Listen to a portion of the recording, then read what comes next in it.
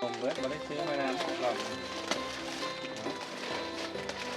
อาหารพวกเราขนมเบิร์ด ทั่วเลย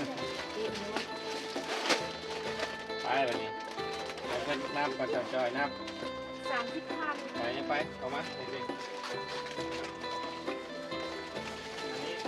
อันนี้ให้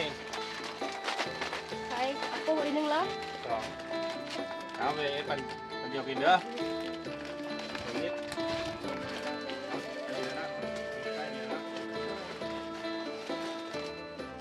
แค่บ่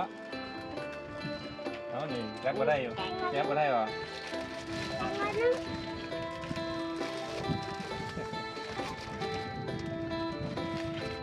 อันนี้จะเป็นสาวงามประจำหมู่บ้านคนต่อไปแทนสาวใจแต่ว่าต้องรอเวลาแค่2-3 ปี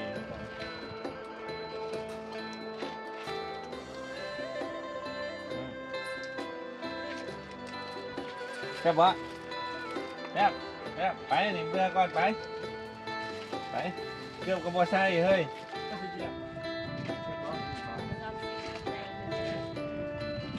ขอบใจเลย จะเอ็นดาว